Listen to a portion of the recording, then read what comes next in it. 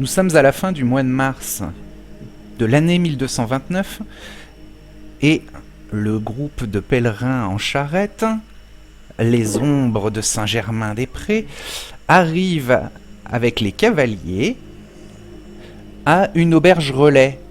Vous êtes à quelques heures avant l'aube. Vous avez au loin les lumières dans les bois d'une grande ville qui semble, d'après vos estimations, être Poitiers. Et d'après les dires des pèlerins sur la route, des voyageurs et des commerçants que vous avez pu croiser ou que vos hommes en armes ont pu croiser, voilà, les informations se recoupent. Vous êtes pratiquement sûr que voilà, ces lumières au loin, à peut-être 20 ou 30 kilomètres, enfin, en tout cas, au-delà d'une forêt, vous voyez les lumières percer dans la nuit et vous voyez ces lumières-là en haut. Vous êtes en hauteur, vous voyez ces lumières en contrebas. Vous êtes pratiquement arrivé. C'est cette cinquième nuit-là qui se termine. Les 4 premières ont été calmes. Vous n'avez pas été attaqué sur la route. Vous n'avez pas eu de graves problèmes. Vous avez toujours tous vos hommes. Et finalement, un rythme s'est instauré. C'est pour ça que ces 5 premières nuits, vous pouvez être content finalement de l'efficacité d'avoir tenu vos hommes la moitié de la journée, hein, seulement quand la nuit tombe. Et vous aviez décidé de vous arrêter à cette auberge relais pour permettre à votre groupe, à votre troupe, de profiter de lits, enfin de confort, un petit peu plus qu'un campement en bord de route. Mais ça va vous coûter pas mal d'écus de faire cet arrêt à l'auberge relais.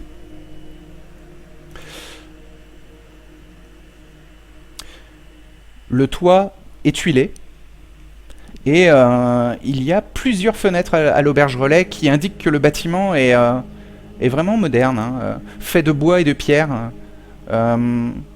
avec des enclos pour les chevaux, une étable pour pouvoir les protéger du mauvais temps.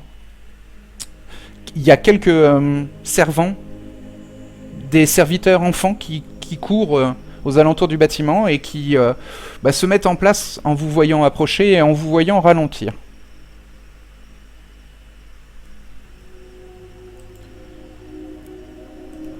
Bonsoir voyageurs, bienvenue à l'auberge relais de la feuille de chêne.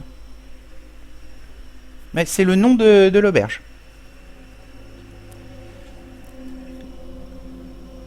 Voir. Vous... Alors, oui. Simon s'avance avec son cheval, vu que c'est vrai qu'il est un petit peu en tête de la troupe, et se penche vers un des gamins. Oui, celui qui nous salue. Ok.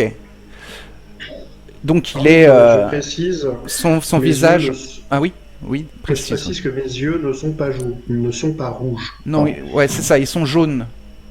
T'as des yeux de loup, hein, je te rappelle quand ils ne rougeoient pas. Donc voilà, avec mes yeux un peu dissimulés, je vais répondre à cet enfant. Oui. Bonsoir. Avez-vous des chambres disponibles pour la nuit? Oui, bien sûr. Combien êtes-vous? Oula.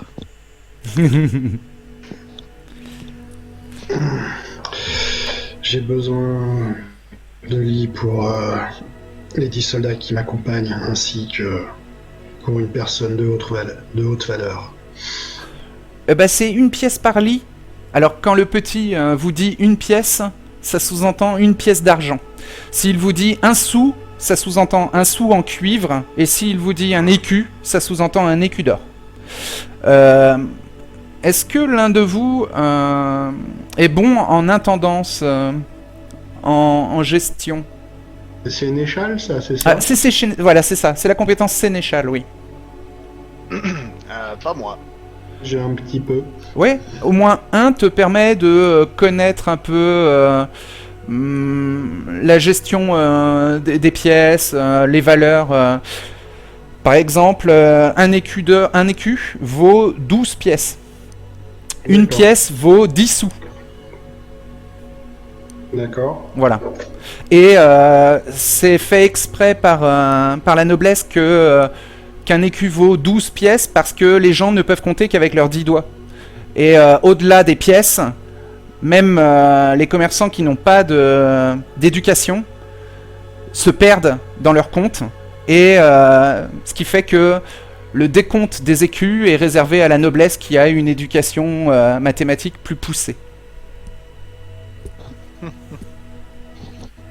Très bien, très bien. Donc voilà, il dit une pièce par personne, plus une pièce par cheval. Donc vous avez deux... Alors non, vous avez plus que 2 chevaux. Hein. Vous avez combien de chevaux qui tirent la charrette? Il y a Deux, 2 hein. chevaux qui tirent Ouais. la charrette, Plus de 5 cavaliers. plus 5 cavaliers, 7 plus chevaux. un cheval. Ça fait 6 au total. Non, ça fait 8 au total. Pardon. 8, ouais. 8 plus le nombre de personnes.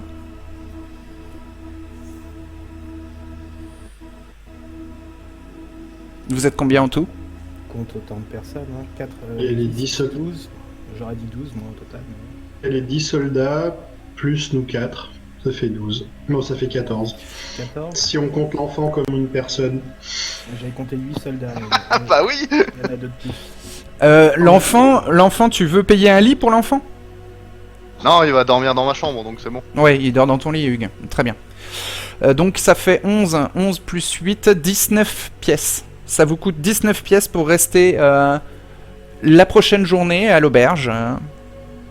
Sans avoir parlé de dépenser pour la nourriture. Mais vous savez que la nourriture, ça sera plus en sous que ça se comptera.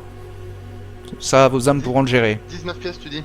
19 pièces d'argent, ouais. Donc un écu et 7 pièces d'argent. Je peux le faire, mais il va me rester 3 pièces d'argent en petite monnaie.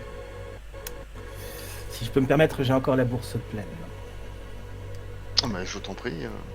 Il y a L'abbaye de Saint-Germain t'en sera gré. les enfants vous réclament 19 pièces pour s'occuper de vos chevaux et vous guider jusqu'à des chambres. Eh bien, je vais m'avancer. Je vais m'éloigner un peu pour payer le gamin, que les soldats ne me voient pas avec une bourse trop remplie. Ok, mais vous êtes stoppé devant l'auberge relais et le bâtiment dégage de la lumière avec des torches ou des lanternes. Et ce qui fait que voilà, c'est beaucoup plus éclairé que le reste de la campagne d'où vous arrivez hein, et que vous avez traversé tout au long de la nuit. C'est beaucoup plus lumineux. Donc, est-ce que tu as discrétion pour payer l'enfant? Oui. Ok. Bon, bah je te fais pas faire de jet, alors c'est bon, tu payes l'enfant sans être remarqué. Et Je suis un homme assez discret de manière générale. parfait, oui. Les ruelles de Paris hein, n'ont pas de secret pour toi, oui. Et pour Simon, est-ce que tu as subterfuge, Simon? oui. À combien? 1. Ok. Donc c'est ce qui te permet de cacher dans l'ombre tes yeux ou de mettre ton capuchon pour éviter qu'on ne voit ton visage trop clairement au niveau des yeux. C'est ce qui te permet de cacher ton regard subterfuge. Ça va bien. D'accord. Donc bon, les gamins ne sont pas paniqués, n'ont pas l'air d'avoir remarqué tes yeux étranges. Hein. Par contre, tu as resserré la discipline au niveau des soldats et eux ont eu tout le loisir de pouvoir observer tes yeux. Oui. Ah, on n'a rien sans rien. Hmm. Très bien. Les chevaux sont mis dans les tables et on vous fait entrer dans le bâtiment de bois et de pierre. Donc cette auberge relais ressemble à ce bâtiment-là que vous pouvez voir, que je vous montre d'une flèche.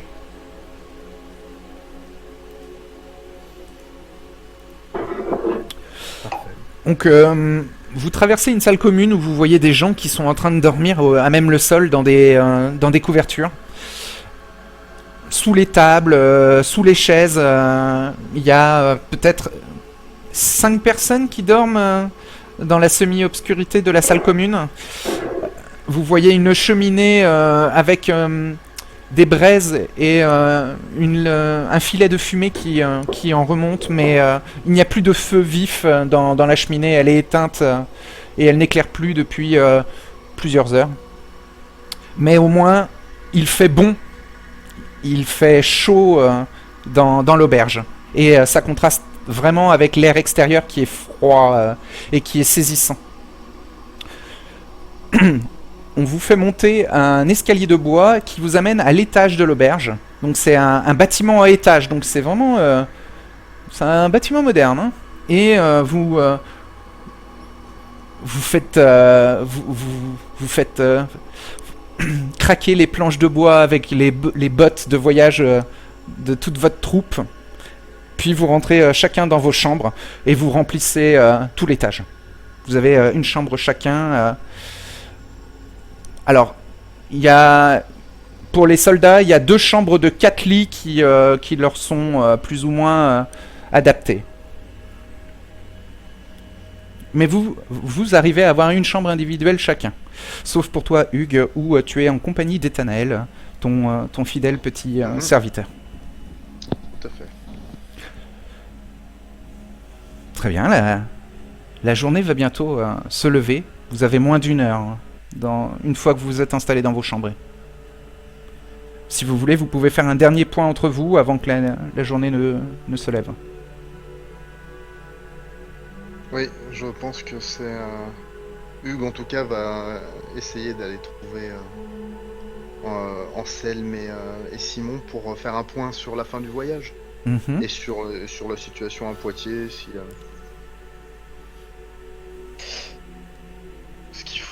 ce dont il faut se méfier aussi. Et le temps, surtout aussi, voir le temps qu'on va s'arrêter là. Donc je vais aller toquer à la porte d'Anselme dans un premier temps. Ok. Bon Anselme, tu ouvres, tu vois le révérend Hugues. Révérend? Seigneur Anselme, bien le bonsoir. Devrions-nous nous retrouver avec Simon afin d'évoquer la fin de notre voyage et notre arrêt à Poitiers? J'aimerais avoir votre opinion sur la question. Oh, je pense je vais aller le quérir de recherche. Je vous serai gré. Je vous attends dans ma chambre avec Ethanaël. Oui. Je toque chez Messire Simon. Oui, ok. Simon, tu reçois Anselme. Ouais, vas-y, Anselme. Auprès du révérend, il est important de discuter entre nous des détails de notre arrivée à la vie.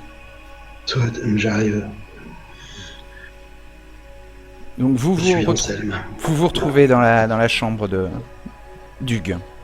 Il y a le petit Ethanaël qui dort déjà dans le lit. Alors, comme à mon habitude, quand je pénètre et que je suis seul avec vous, je me redresse un petit peu ma figure, reprends un air un peu plus digne que quand je suis auprès des soldats ou derrière Simon, où je me recroqueville un peu, je parais un peu plus petit que je ne suis. Je m'assieds avec élégance sur une des chaises qui est présente dans la pièce, et je m'accoude à la table. Ah, petit détail, s'il y a un miroir dans la chambre, Manric, je l'aurais soit couvert, soit retourné. Non, il y a un crucifix Très bien. que tu peux retourner ou couvrir. Non, ça, Il y a une armoire en bois, mais très simple, qui te permet d'y entreposer une armure si tu as une armure en métal ou en cuir.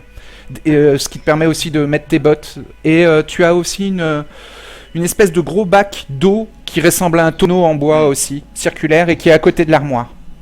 se laver ou... Tu peux te laver et alors tu as aussi bien sûr un chandelier avec une chandelle qui te permet d'avoir de la lumière dans ta chambre, et si l'eau est vraiment très stagnante et que tu ne t'es pas encore lavé, si tu te penches, tu peux voir ton reflet avec la chandelle, et ça peut te servir de miroir à improviser. Voilà. Oui. Mais il n'y a pas de vrai miroir, non, c'est trop cher. Ok, bon. Mm. Ouais. Très bien.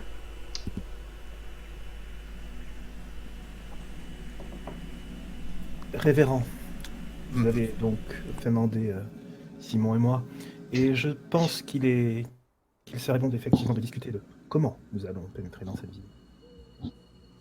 Mhm. Petite précision, Manrik, est-ce que du point de vue de la politique, moi je sais s'il est important là d'aller essayer de du coup se présenter à la cour des amours simplement pour se signaler ou juste si on est de passage, tu vois, si on compte pas rester, Je sais on pas, peut tu juste te passer. rappelles des paroles de Don Mazzarino qui te disait qu'il va falloir être le plus discret possible, Ouais, c'est ça. il y a la guerre entre les Francs et les Anglais, qu'il y a l'Inquisition qui sévit et la sixième croisade qui est en train de se terminer dans un bain de sang et de bûcher dans le Ouais. sud de la France. Après, t'as aucune information sur la cour des amours de Poitiers. Mhm. Donc déjà, ce serait compliqué de les trouver comme ça, quoi. Oui, bon, après, à part Paris, il n'y a pas de grande ville qui va pouvoir maintenir une communauté de nombreux Caïnites Mhm. parce qu'il Ouais. faudrait une nombreuse population. Ouais, d'accord. Voilà. Bien, mes amis, je suis content que la première partie de notre voyage soit passée relativement sans encombre. Euh, Nous devons faire preuve de discrétion dans ces lieux. Vous savez, tout comme moi, que le sud de la France est en proie à une certaine agitation.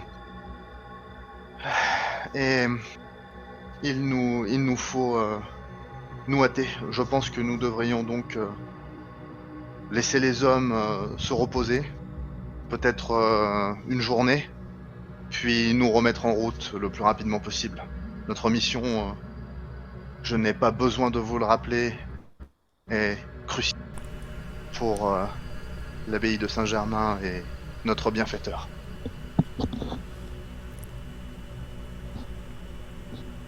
Qu'en pensez-vous?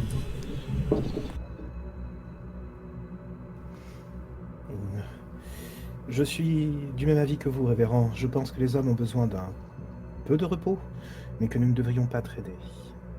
La nuit, tout est toujours plus dangereux, surtout à proximité des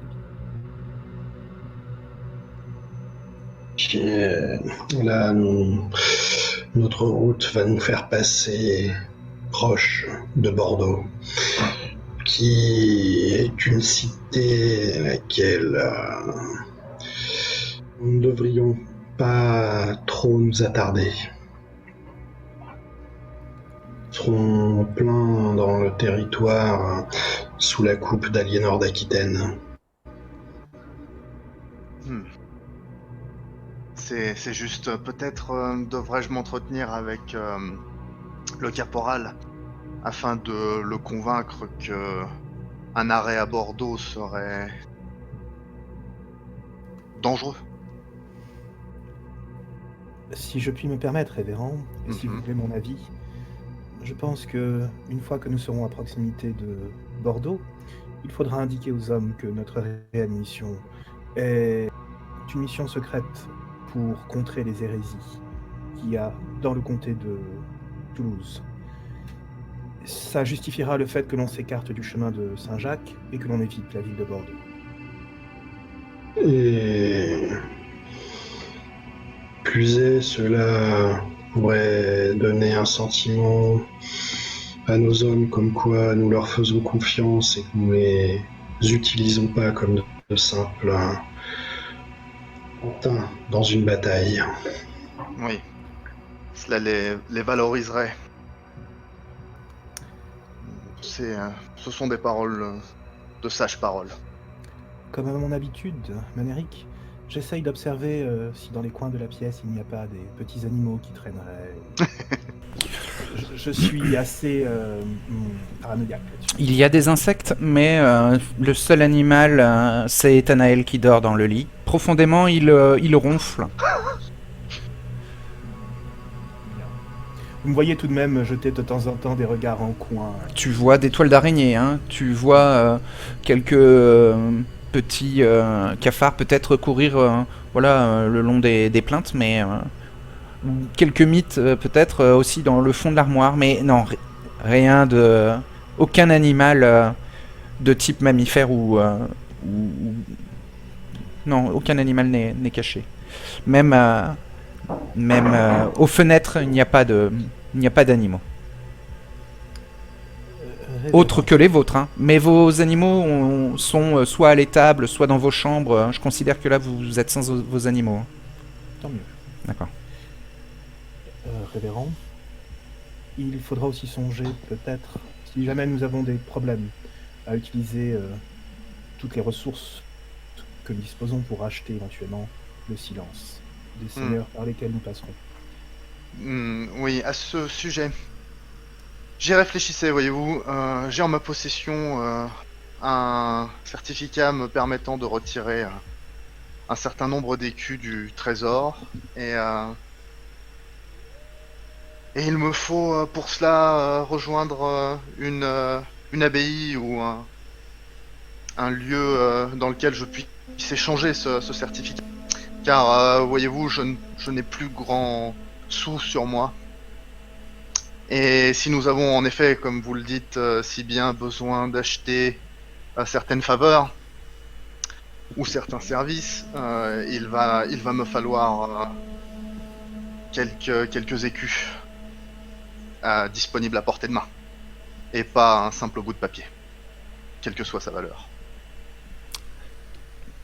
Cela pourrait être une tâche à accomplir Alors, dans les nuits prochaines. ouais, à Poitiers, tu penses qu'il y aura C'est ça une église ou même une cathédrale ou un monastère Ouais. ou une abbaye qui pourront... alors plus le domaine est grand et plus il est riche et plus tu as de chances d'avoir de nombreux écus en échange de ta lettre Alors, de change. Manric, est-ce qu'ils peuvent par exemple me faire, genre tu retires pas tout d'un coup, tu vois? Par exemple, je leur donne le papier en leur disant, bah voilà, j'aurais besoin que, je sais pas, de 250 écus, et eux me font un certificat du coup de 750, plus ils me donnent 250. Exactement. Ça, Ok. en général, ça prend une journée quand même à confectionner Oui, bien sûr. le nouveau parchemin, quoi. Alors, très bien. Mes amis, que diriez-vous de rester 2 jours dans cette auberge, le temps que les hommes se délassent et que les fonds soient prêts pour que je puisse les collecter. Cela permettrait aux hommes, cela leur fournirait une étape agréable qui remonterait peut-être leur morale, car la chevauchée a été éprouvante pour eux, n'étant pas habitués à notre rythme si particulier. Et cela laisserait le temps au clerc et à l'église de s'occuper de la transaction, Ouais, de la lettre de change. voilà, de la lettre de change. Cela me paraît sage. Si vous me permettez, je resterai avec les soldats au cas où. Surveillez un petit peu leurs faits et gestes. Ils ont parfois leur langue un peu trop déliée, à mon goût. Et j'avais pensé, Seigneur Anselme, peut-être Simon pourrait rester avec les soldats, voyez-vous, du fait de son autorité, de sa stature. Il pourrait en profiter pour resserrer la discipline avec eux, et tout au moins s'assurer qu'ils ne causent pas de troubles. Vous êtes bien au fait qu'une bande d'hommes d'armes dans une auberge, avec l'alcool et les femmes et les diverses distractions, cela peut toujours déraper. J'aurais souhaité votre compagnie, Seigneur Anselme, pour m'accompagner donc à la cathédrale, afin que je puisse m'occuper de tout cela et que vous puissiez me servir d'escorte. Si cela vous convient, bien entendu.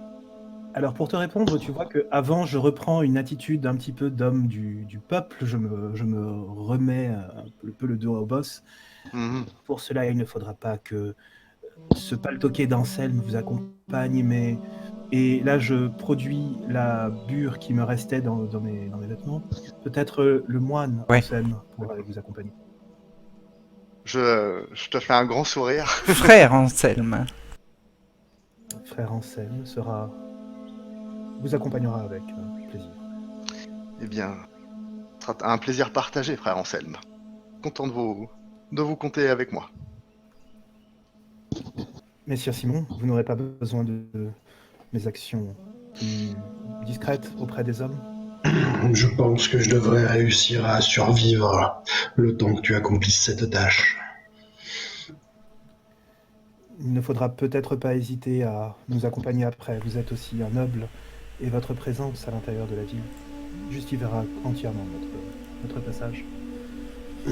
Donc là, vous sentez hein, cette chape de plomb invisible commencer à peser sur vos épaules, votre crâne, votre corps. Comme si la gravité commençait un peu à augmenter. Vous sentez le soleil se lever. Permettez de me rendre à mes appartements, alors. Oui, la fatigue se fait sentir. Vous séparez, vous retournez chacun à vos chambres. Vous avez bien vérifié que les volets étaient clos. Vous les avez bien verrouillés. Votre porte de chambre peut être verrouillée de l'intérieur. J'imagine que c'est ce que vous faites. C'est le cas. Oui. Oui, tout à fait. Pour toi, Hugues, ce n'est pas complètement sécurisé, puisqu'Ethanaël pourrait ouvrir de l'intérieur ta chambre. Oui, mais il a les directives. Il sait. Oui, c'est vrai, il surveille ton corps la journée. C'est ça. Oui. C'est justement une sécurité plus qu'autre chose. Eh bien, le jour passe. La journée passe. Et Hugues, fais-moi un test de perception. Juste perception. Alors, Très bien. perception plus... est-ce qu'il y aurait intuition? Alors donc awareness ou alertness, peut-être? Awareness, j'ai, oui. Awareness. Et j'ai les deux, awareness ou alertness. Donc. Celui que tu préfères, voilà. Ok, c'est standard pour moi. Alors, dis-moi combien ça te fait de dés en perception et en awareness. 4 en perception, 1 en awareness. D'accord. Donc 5 au total. Ok. C'est parti. Ça va être difficulté 8. Ok. Échec critique. Tu Échec dors critique, c'est parfait. profondément. Et la nuit tombe, vous perdez tous les trois un point de sang et vous gagnez tous les trois un point de volonté. Vous reprenez connaissance, vous êtes dans l'obscurité de vos chambres. Mhm. Vous êtes dans votre lit. Rien n'a bougé.